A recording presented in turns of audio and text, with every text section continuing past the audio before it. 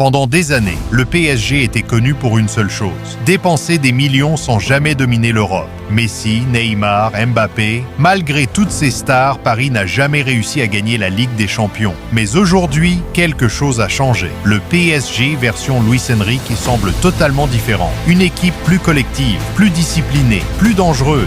Et certains supporters commencent à se poser une énorme question. Le PSG est-il enfin devenu un vrai grand club européen? Pendant longtemps, le PSG dépendait énormément de ses stars. Quand Neymar, Messi ou Mbappé jouaient bien, l'équipe brillait. Mais dans les grands matchs européens, Paris s'effondrait souvent mentalement. On se souvient tous des éliminations douloureuses. Barcelone, le Real Madrid, le Bayern. À chaque fois, le même problème revenait. Une équipe remplie de talent, mais sans véritable équilibre collectif. Le PSG ressemblait parfois plus à une équipe de stars qu'à une vraie machine de football.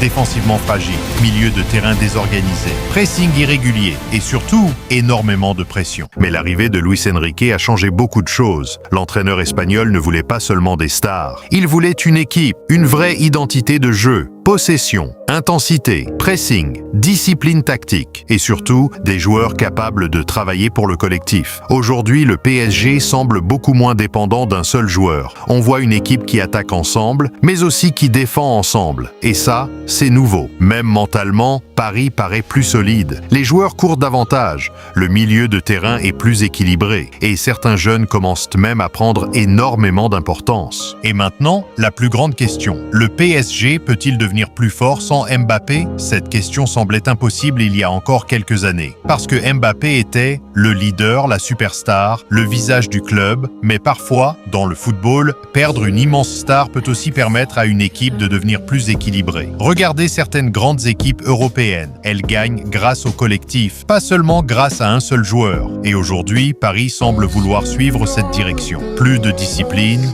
plus d'efforts, plus de contrôle et surtout moins d'ego. Et dans cette nouvelle version du PSG, certains joueurs deviennent essentiels. Vitinha apporte énormément de contrôle au milieu. Dembélé crée constamment du danger. Les jeunes progressent et défensivement, Paris semble beaucoup plus stable qu'avant. Même dans l'attitude, on sent une équipe plus calme, plus mature, plus concentrée. Et c'est exactement ce qu'il faut pour espérer gagner la Ligue des Champions. Parce qu'en Europe, le talent ne suffit pas. Il faut aussi du mental, de l'organisation et une vraie identité. Alors, le PSG est-il enfin prêt à dominer l'Europe? Personne ne peut encore le confirmer, mais une chose semble claire. Ce PSG paraît beaucoup plus sérieux que les versions précédentes. Moins de bling-bling, plus de football et peut-être, enfin, une vraie équipe capable d'aller jusqu'au bout. Mais le plus difficile commence maintenant, parce qu'en Ligue des Champions, chaque détail compte. Et toi, tu penses que le PSG peut enfin gagner la Ligue des Champions? Dis-moi ton avis dans les commentaires et n'oublie pas de t'abonner pour plus d'actualités football.